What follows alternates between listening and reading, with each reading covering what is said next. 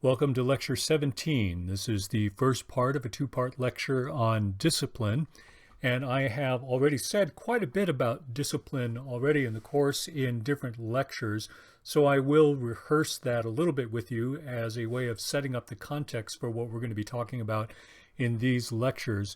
But these are not going to be lectures about how to discipline your children. I've already given you quite a bit on that.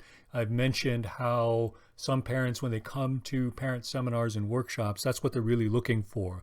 The issue is that their children are doing something that they don't want them to do, or they're not doing something that they want them to do.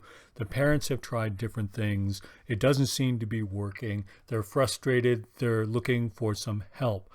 And so a lot of times when they come to parenting seminars, they are already construing some situation at home as a discipline situation. And we've talked about some of the ways that parents actually go about doing that and the ways that parent educators try to teach parents to go about that. There's the use of punishment. You'll remember that punishment comes in two different forms. There is the introduction of some negative stimulus, such as spanking. There is the withdrawal of some positive stimulus, such as taking your attention away from your children, or removing a privilege of some kind, something that the child wants to have. There is also the timeout, which has become quite popular in recent decades. It's almost taken as a default. This is what a lot of parents do, although, as I've said before, a lot of parents don't do it well. They still do it with anger and a lot of negative emotion, and they do and say much more than they probably need to do in order for the timeout to be effective. All of those things are methods of discipline, and we will take a look at what Thomas Gordon has to offer. If you remember his perspective from a humanistic way of thinking, he doesn't believe in any form of power assertion between a parent and a child, and so he does not believe in spanking. He does not believe in punishment. What he does believe in is trying to find some way of negotiating between a parent and a child, some other mutual agreement that will be satisfactory to them both. That's called the no-lose conflict resolution method. And we'll say more about that in just a bit. But what I'm wanting to do in this lecture is to continue on a theme or a series of themes that I've raised already. As you saw at the end of the communication lectures, part of what I want parents to understand is, all right, yeah, I get it. You have a situation at home that you consider to be a discipline situation. You want some help with that. But here's the bigger picture. We're always trying to have parents have the bigger picture from an ecological point of view, from a relationship point of view, from the point of view of what your goals are for your child and for your relationship with your child. What I want them to realize is the situations that you interpret as discipline situations. You need to do something to change a child's behavior. Sometimes those situations go away of their own when you communicate well with your children. That what is going on with the child is that they need to be heard, they need to be understood, they need to read a parent's motivations as being approach motivations, as being, I'm here for you, I want to learn about you, I want to help you, I want to understand you.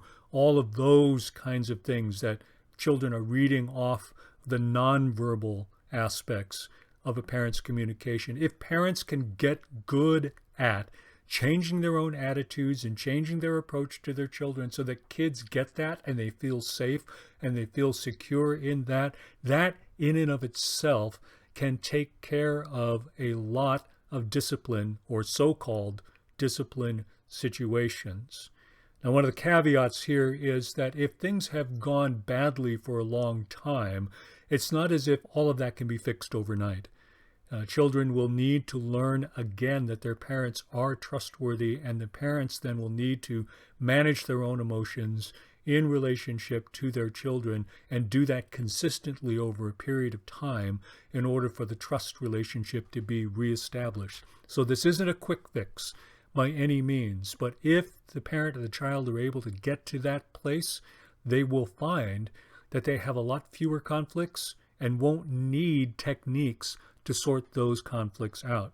So what we're going to be doing in these next two lectures, in part 1 and part 2, is talking about, again, Gordon's no-lose conflict resolution method. I will have something to say with respect to that by way of commentary on that. And what I want to focus on in this lecture is really the question of values, because discipline and what we perceive as discipline situations are grounded in a sense of what's right and what's wrong and what children should be doing and what we want them to know and what we want them to do. These are all questions of values. And so the larger issue behind discipline is, what are a parent's values and what kind of values do they want to pass on to their children, and what's the best way to do that? We have to think beyond just the behavior of the moment, how frustrated we might be that our children are doing something or not doing something, and we're upset about that. But the larger question is always, what are the values that I want my child to have? It pays to remember that. And if we can remember that, it gives us some other options for what we're going to do and how we respond. In part 2 of the lecture, I will come back to something that I've mentioned briefly before and have talked about pieces of it in other lectures. And that's a model of rethinking discipline in terms of discipleship. Discipline as discipleship. That will be the core of part 2. Now, before we jump in and start talking about discipline and values, I just want you to take a look at this picture for a moment, the one that we have right here in the first slide, in the title slide. I chose that picture because I love the nonverbal aspects of the interaction between this father and son. You can see the father there. You recognize that posture. You recognize that facial expression. He is in full lecturing, moralizing mode. That finger is out. He is trying to tell his son, look, here's what you need to understand, whether you understand it or not. This is, you need to listen to me, right? Listen to me, because I'm going to set you right. I'm going to set you straight. And then you look at the look on the child's face, on the boy's face. You know from that expression that what he's thinking to himself is not, I get it, Dad.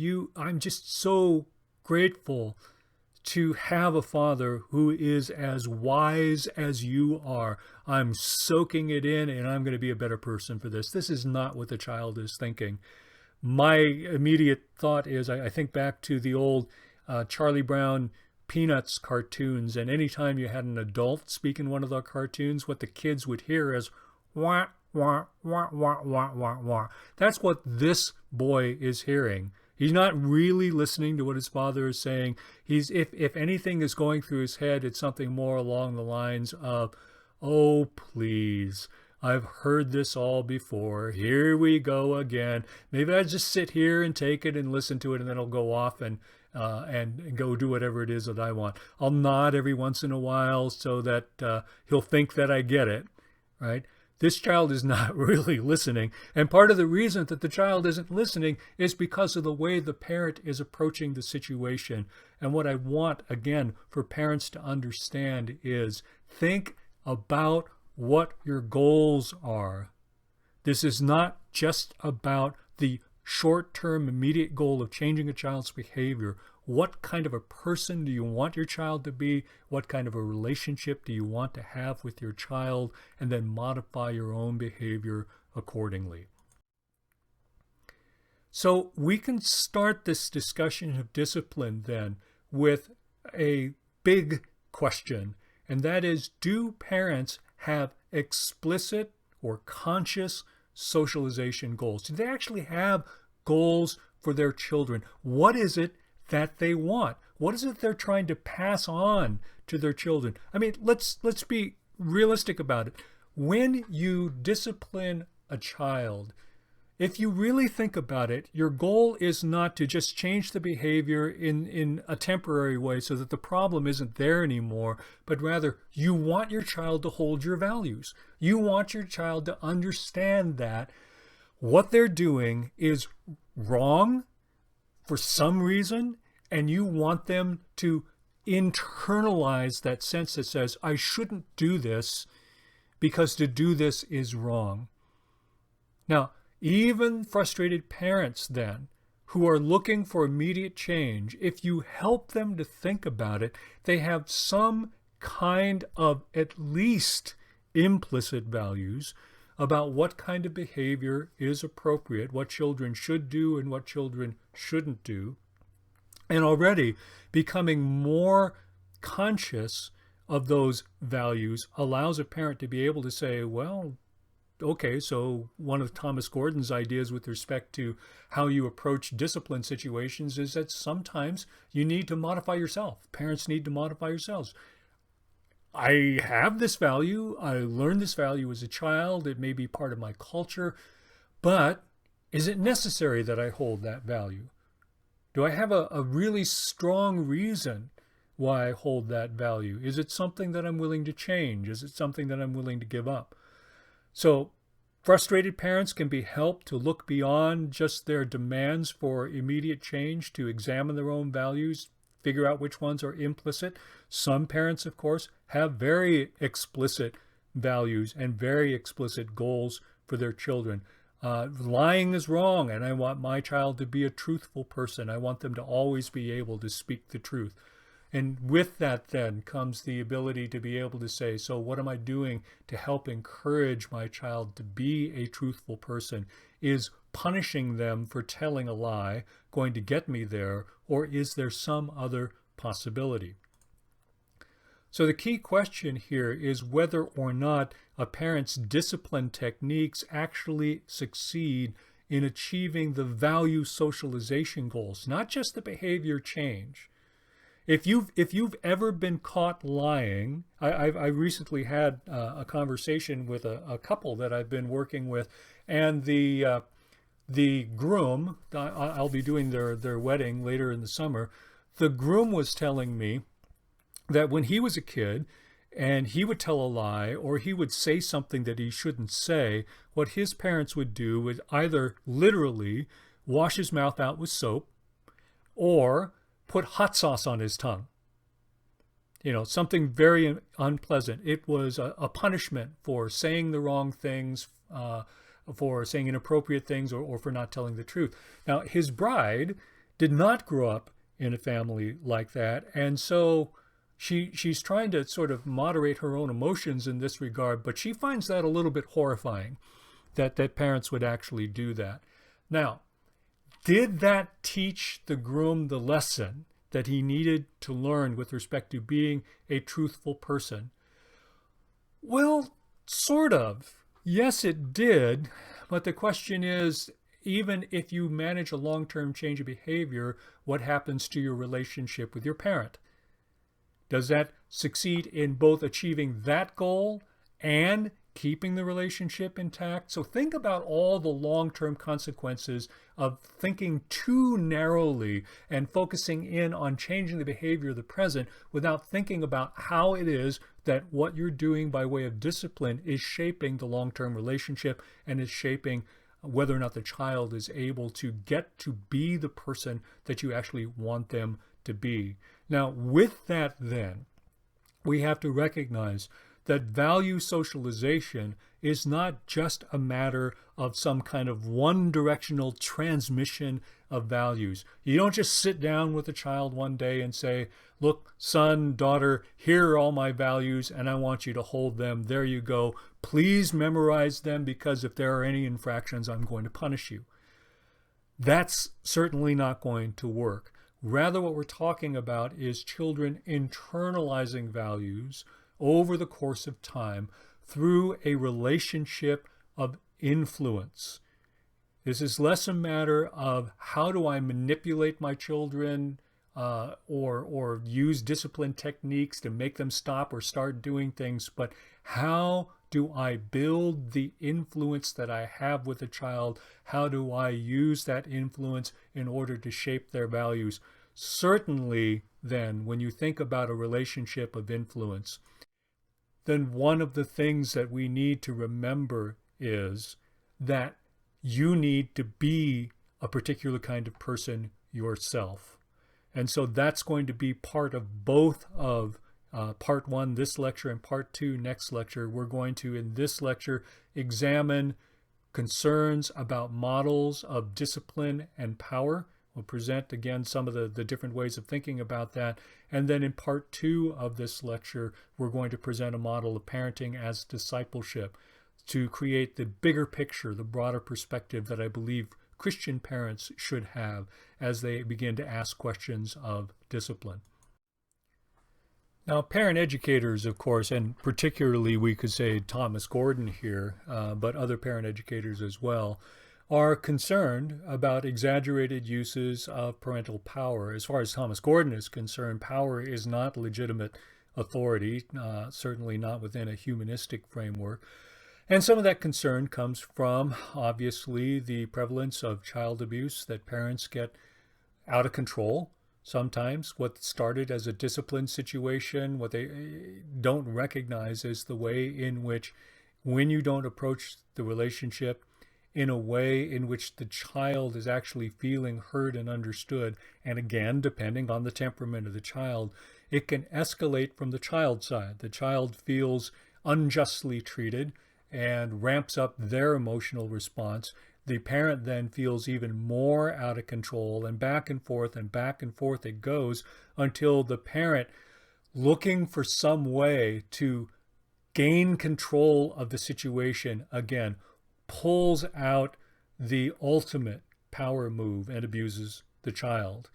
So it's not that every parent who uses power is abusive, but parents who do use coercive forms of power in a discipline situation need to recognize how quickly the situation can get out of control. And the one thing that they have the biggest responsibility to manage in a situation like that is their own emotionality. They need to be managing their own emotionality to help keep it from getting out of control. So the awareness of child abuse is certainly one of the reasons that parent educators are very concerned about how parents use power. And as we've seen in an earlier lecture, the different theories that we've looked at, from the humanistic to the Adlerian to the behavioral, all make different assumptions about parental power and how legitimate that power is. What form does it take? Should we even have that? So behavioral versus humanistic views are really at polar opposite ends of the spectrum with respect to how they understand the legitimacy of power. Part of what I've been trying to do over the course of these lectures is to put that in the context of yet another way of thinking in terms of emotional intelligence, in terms of attachment theory, and so forth, to help parents begin to shift the focus from the behavior of the child that they're trying to change one way or the other, from trying to get them to start doing something or to stop doing something, to thinking more broadly about emotion socialization. If the emotion intelligence people are correct in saying that the ones who are most successful in life are the ones who are best able to manage their own emotionality in social situations, then it makes sense that, as parents, for the best interest of our child, we want to focus in our parenting on how we socialize children with respect to handling their own emotions. Now, again, in the discipline as discipleship model that I will present to you in part two of the lecture, this is that idea of being able to distinguish between our immediate behavioral goals and our long-term socialization goals. It's true that particular concerns about discipline that arise in the moment may be prompted by particular behaviors of the child, particular events that happen. But what we truly want for our children is we want them to not just submit to our discipline, we want them to be self disciplined. We want them to be people of good character. Those are the unstated long-term goals that parents have if you help them recognize that they do in fact have those goals. And if they can cling on to those, then they have the option of being able to say, so is my discipline approach actually getting me there? Is it working? So as a parent educator, you want to teach parents to connect the concerns about discipline that they have to their long-term goals. Get them to acknowledge the long-term goals, get them to articulate those long-term goals, and then get them to reframe, to connect their concerns about discipline to those goals instead of just settling for trying to learn techniques to get the short-term results that they want. Now, I'm going to then return to that distinction in just a bit, but I want to spend some time talking about Thomas Gordon's approach to power and to conflict resolution. You'll remember that when we talked about the different approaches and their perceptions of parental authority and parental power, Thomas Gordon took a pretty strong stance on that. He has very egalitarian, humanistic assumptions about the equality of all people, even parents and children, and wants to use empirical evidence to demonstrate that coercive uses of power usually don't get you where you want to go. His way of saying it is, you can make a child obey you, you can coerce them to comply, but that's not the same thing as a child behaving the way you want them to because they themselves value that behavior. You can't change a child on the inside by trying to force them to do something on the outside. Those two things generally don't go together. There are some children who may internalize it to a certain extent and will begin to behave consistently in the way that you want them to, but they may do that out of fear, and that's not the same thing as saying, hey, I agree with you in terms of what's right and what the right way to live is. One way to think about that, and one way that I get parents to try to think about that, is just to simply ask them, how many of you were raised in a household in which your parents coerced you? They used some form of power to make you do what you didn't want to do, to make you obey. Did you obey? Did you continue to obey? Did it help the relationship between you and your parents? What was your emotional response to that and all of that? And then how do your children respond to that? Now, it's quite possible that you could get a child to behave in a particular way, and perhaps over the long haul, if they see particular values modeled by you, and you have an otherwise good, solid relationship in which they identify with you, then we're not talking about having to worry a lot about whether or not they're going to internalize it. It's just that it's not the discipline that does it. The discipline can make them comply, but the long-term secure relationship in which you are a model of the values that you want your children to hold, that's what's going to do it. And so you have to ask yourself the question, again, in what you perceive as a discipline situation, is it taking towards your goal or is it taking you away from your goal?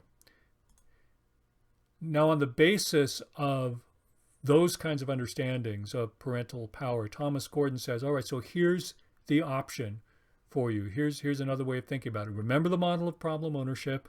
The child sometimes owns the problem. If that's the case, then what you do is active listening. Sometimes the parent owns the problem. The child's behavior is a problem for the parent, but not for the child. In that case, the parent then crafts a good I message and delivers that instead. But then, of course, there are going to be those situations in which both the parent and the child have a problem with what's happening. I gave the illustration of a teenager coming and saying at the dinner table, I'm not going to go to college. I think school is a useless waste of time. And college will certainly be an even bigger waste of time and money, so I'm going to find other ways to make a living.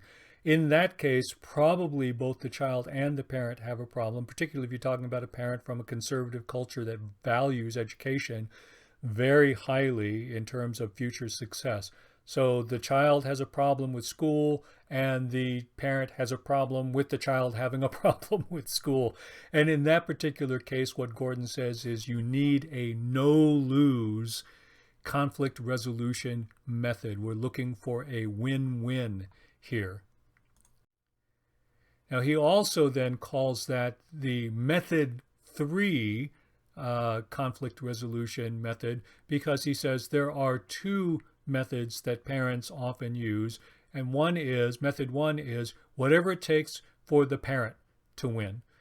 Sometimes that's power assertion of some kind. Yelling, screaming, spanking, taking privileges away, anything, any form of punishment for the parent to win and for the parent to get his or her way. Method two is for the parent to give in, and the child wins. So the child sometimes learn whine, cry, scream, ignore, whatever it is, and the parent backs down, or the parent just says, I've had enough of it, I'm too tired to fight this fight, and the child wins. Now, in both of those cases, when one wins, the other person loses. If the parent wins, the child loses. The child is not able to have what they want. If the child wins, the parent doesn't get what they want. So hopefully there's a third method in which both the parent and the child win. Before we do that, I want to give you another illustration from Baby Blues about power contests, because power contests in families are extremely common, and of course the writers of Baby Blues know that. So here's one situation between Daryl and Zoe. Zoe has found her father's shoes, and she's playing dress up, so to speak. She's clomping around the house in them, and Daryl's got to go to work. So, okay, Daddy needs his shoes now, Zoe. No, mine. No, they're Daddy's shoes, and I need them so I can go to work. No, mine. You can hear this escalating already, right? Part of it is because Daryl isn't really listening to Zoe, and Zoe is a kid who has a rather, shall we say, robust temperament. She knows her own mind, and she's not ready to back down. So what happens in a situation like that? Typically, it gets into a shouting match. Mine, mine, mine, mine. And then Daryl, of course, ends up wearing slippers to the bookstore so he can get himself a child discipline book. Now, this is done in a humorous fashion, but try to imagine that something similar to this is what's happened at home with the people who are coming to your parenting workshop. They're looking for a workshop, they're looking for a book, because they've tried to get their child to do something and couldn't get their cooperation. Here's another example. Unsupervised conflict resolution, two kids fighting over the same toy. Mine, mine. Supervised conflict resolution, the parent gets in there and they're screaming just like the other kids are, and the only way that they actually win in that situation is because they're bigger and stronger and may be able to wrest the toy away from the kids. Now, here's the question. If you show cartoons like this to parents, they'll probably laugh. And that laughter is probably going to be a nervous or kind of ironic laughter. Why are these cartoons funny? They're funny because parents recognize themselves in it. Yeah, been there, done that. That kind of thing has actually happened in our home. And again, Kirkman and Scott know that when they draw the cartoon like that.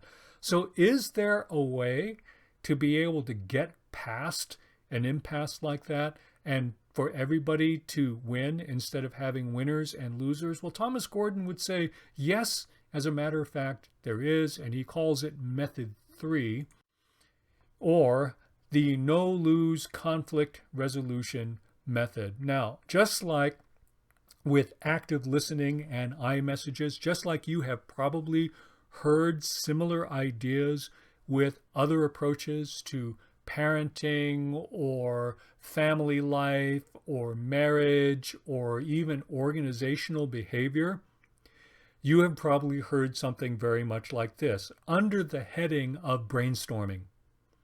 Now let's put our heads together and sort of put our differences aside for the moment and trying to come up with a creative solution that's going to work for everybody. That's the basic idea here. The no-lose conflict resolution method begins with trying to figure out, define, and identify or define what the conflict is. And here it's particularly important to frame the conflict in terms of needs. Not just what do I want to have happen, but why do you need to have a particular thing happen? Why does a child need to not go to college? Why does a parent need her child to go to college? What's the need there? You know, I need to not be bored. I need to not feel like I'm wasting my time from the child's point of view. I need to feel secure about your future. Or some such thing. So now the question becomes a matter of, okay, so the conflict isn't just over whether or not you go to college. The conflict becomes a question of, can we come up with a way for you not to be bored and for me to feel secure about your future? That's a little bit different than just, I don't want to go to college. Oh, yes, you are. I don't care what you say, right? So identify, redefine, reframe the conflict in terms of conflicting needs between the parent and the child. And then once you've done that, you can brainstorm alternative solutions. Now here, the brainstorming process usually means being as creative as possible, sometimes even humorous. Come up with even ridiculous ideas. Just throw it out there. It doesn't matter if it's ridiculous. As a matter of fact, if it's creative, that kind of creativity, if it's not stifled, can then stimulate further creativity, and people sometimes will come up with answers or solutions or possibilities that they haven't thought of before. So brainstorm alternative solutions, write them all down, and once you've tapped out, once you have finished with coming up with all the answers that you think you can come up with, or you've got a nice long list there, then go down the list and start evaluating solutions. Why would this one work? Why would this one not work? And here, both parties have to be as open-minded as possible and try to frame, again, in terms of active listening and iMessages, what it is that you have a problem with the various solutions. Pick out the best one that you can. Hopefully there is one. Decide on what the best possible solution is, the best compromise, something that is at least acceptable to everybody. And then work out in detail what the implementation of that is going to be.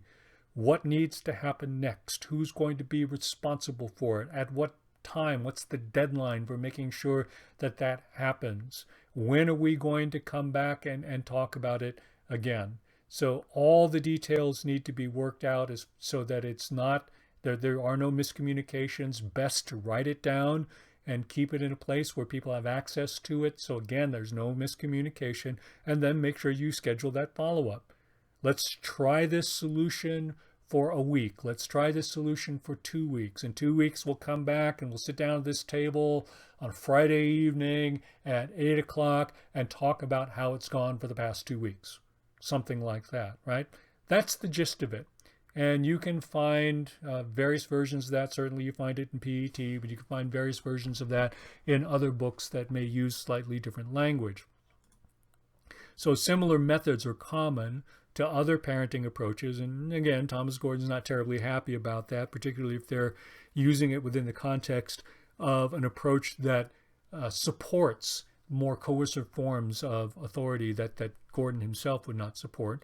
But the key idea here in the brainstorming process is you are giving a child respect as an equal by involving them in the decision-making process in developmentally appropriate ways. So you don't expect a 5-year-old to come up with a lot of solutions in that regard, but even just getting into that process helps the child to feel like they're being heard, helps the child to feel like they're a partner in deciding how they're going to take care of everybody in the relationship and find a solution that's going to work for everyone.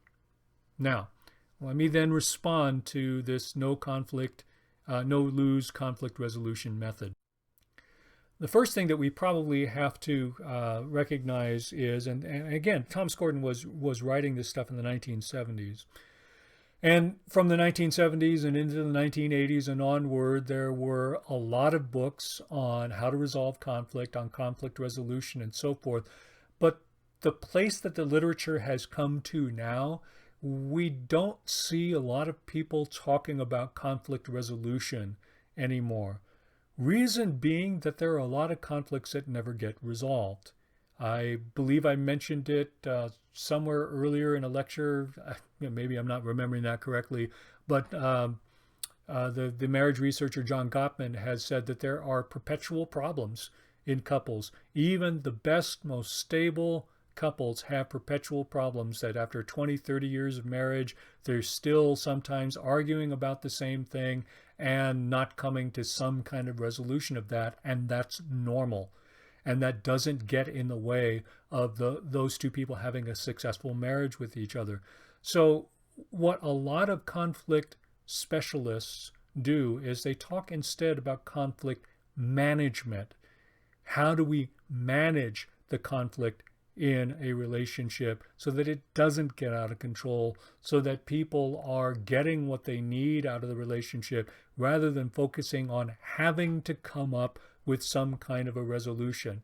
But let's be honest about it. Even if you use Thomas Gordon's conflict resolution approach, often the compromise solutions that you come up with, I mean, it doesn't always happen this way because sometimes there are some very creative things that a family might come up with, but a lot of the compromises they come up with are just that, compromises. And instead of calling that a win-win situation, actually both people feel like they lost at least a little something. They had to compromise in order just to get the argument over, but they don't really feel like they won. And that's reality. That's the way it works sometimes. So maybe we have to talk about conflict management rather than conflict resolution. Now, the conflict resolution approach, I think the positive side of that is that it distinguishes between a parent's needs and a child's needs. And as I've said before, that needs language is important. I'm going to say more about that in just a second. And that's a good thing, that we distinguish between what the parent needs and what the child needs. And it also cultivates respect and compassion for children. A parent who can actually engage in a process like this is listening to a child, is creating a space for a child's creative suggestions in terms of how they might be able to handle things. And this is where some parents who have tried the method will actually tell you, who would have thought? You know, the kid came up with something that actually was really quite brilliant that the parent had never thought about. And if the parent is open to that, that's when you really do get the win-win situation. The importance of needs language, why is that important? It's because if you put it in the context of some of the other things that we've said in previous lectures, the needs language helps us to get to the emotional root of a conflict. This is where the parent who's having trouble with the kid saying, I don't want to go to college, has to be able at some point to recognize, if my child doesn't go to college, if I'm honest with myself, if my child doesn't go to college, I will feel what? Scared for their future? Maybe. Ashamed, perhaps, that I haven't done what it is that I was supposed to do. Again, in some cultures, what am I going to say to my parents? What am I going to say to my friends who are all bragging about how their kid got into Harvard, and I'm saying, no, my kid only finished high school and isn't going to college at all? What? You let them do that? You have to make them go. So sometimes it's the parent's own emotions, sometimes it's the child emotions, but the needs language points us in the direction of where the root of the conflict is.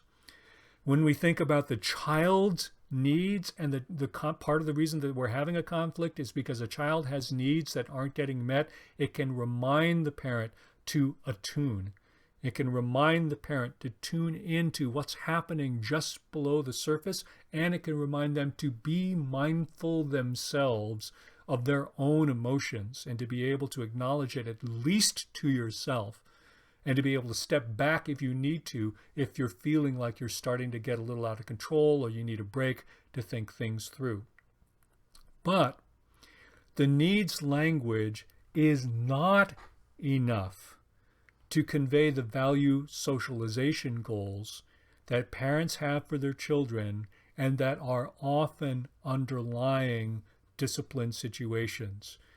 So there are some cases in which there's a conflict between the parent and the child, and if you just got to the idea of what the needs were, because it may be a very time limited kind of thing. I come home from work, I am dead tired, I have had to take care of too many things today, and what I need, because perhaps I'm an introvert, what I need is some time to myself. I just need to be left alone for a while. Meanwhile, my child has been wanting somebody to pay attention to him, and he's been at home with a caretaker or somebody, maybe a nanny, who likes to sit him down in front of the TV set or something, go play with your Legos or whatever, and pays no attention. And they're just waiting for me to get home so that I will play, right? And so I come to the door and I open the door, and immediately the kid is all over me, wants to play, and I need to be alone, okay? Here we have a real conflict of needs in terms of the child needs company, the parent needs to be alone. And sometimes in that case, using your conflict resolution or using active listening or using iMessages, all of those kinds of things can get you to a solution to the problem. Sweetheart, I'm really, really tired right now. I get that you want to play and I would love to play with you. Can I just have a break? I need half an hour just to be by myself. So please, if you would, just continue on playing with your Legos, and I promise you in half an hour, we will play together. A communication like that gives a compromise that I think both are going to be able to live with, and then the relationship will be strengthened by the quality of their play afterwards. There isn't a lot in the way of value socialization goals here. I mean, you could create one by way of saying we want to be compassionate, we want to be honest, all that kind of thing. But that's not itself the goal. The goal in that particular case is we want to have time to ourselves. That's not a value socialization. It's not the same thing as I need to stop my kid from lying because I want them to be honest. And honesty is going to be necessary for how they make their way through the world, right? Needs language doesn't really get us to the value socialization kind of goals that sometimes occur when we are confronting a situation that we construe to be a discipline situation. So with that in mind, then, we can come back to the idea of how it is that in order for a child to internalize the values that you want them to internalize, what they need is a warm and supportive relationship in which those discipline conversations happen, in which value socialization can actually occur, where children internalize your values because, quite frankly, they want to be like you. They identify with you. They want to please you, and not just so that they can stay out of trouble, but because they really are securely attached to you. So the secure attachment, the approach motivation that parents demonstrate, not by wagging fingers in their faces and shouting and screaming and lecturing and moralizing and all those kinds of things. The secure attachment, the approach motivation are the basis of the child's willingness, not just willingness, but desire to accept the parent's influence. And parents have to be careful about how they use that influence.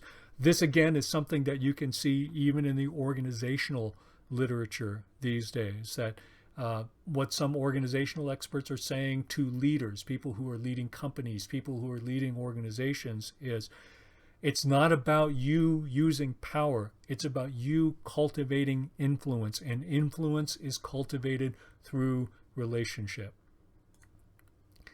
I want us to remember here briefly to think all the way back to one of the earliest lectures and Diana Baumrinn's model, to have high control in a parent-child relationship does not mean low support. And what Baumrinn is trying to get across is that the best parent-child relationships are both high in control and high in support, but the form of that control is not power assertion, is not coercion. The form of that control is patient reasoning.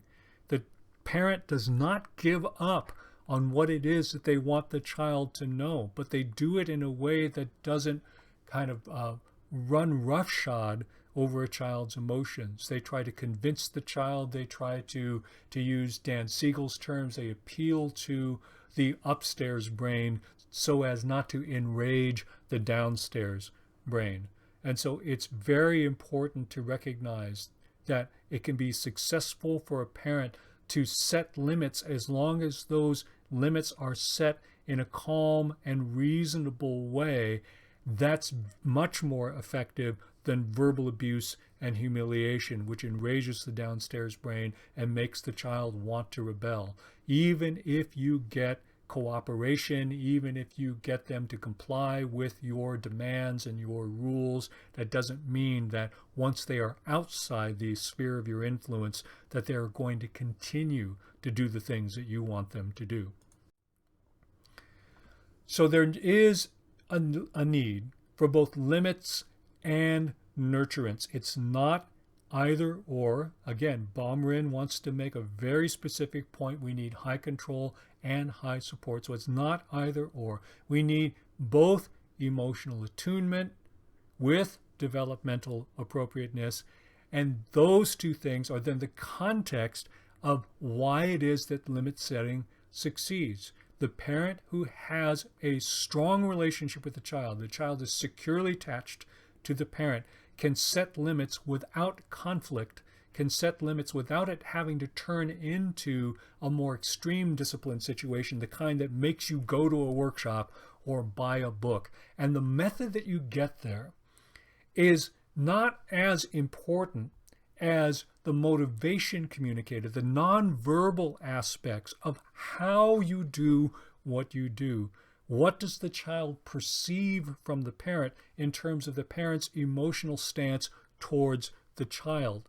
That is more important than the actual method that you use. And as I've suggested before, at least having a method, having a series of steps and so forth can help the parent manage their own emotionality in their approach to the child. And that becomes part of helping to make sure that the child reads the right nonverbal signals in the moment. So it may be that discipline is a primary concern at a particular moment. But what I want parents to get is they should always consider discipline as a special case within the context of the relationship as a whole. What's the quality of the relationship that you want to establish? What is it that you're doing in the context of the relationship, even when there isn't what you would call a discipline situation? It's not going to work if what you do is you spend 90% of the time ignoring your child, and then every once in a while they do something to annoy you, and in that 10% of the time, then you react with some kind of a form of discipline that you learned out of a book. Rather, the 90% is the important context of the 10%. And how you manage that relationship, what you do in terms of value socialization in the context of that secure attachment relationship is the context that will make or break the 10%. I'm making those percentages up, of course, but you get the idea. So then, what we need to deal with in the next lecture, in part 2 of this lecture on discipline, is thinking about that relationship, and this is where I talk about discipline in the context of discipleship, a model, a metaphor that I find particularly appropriate to communicate within a church context and to Christian parents.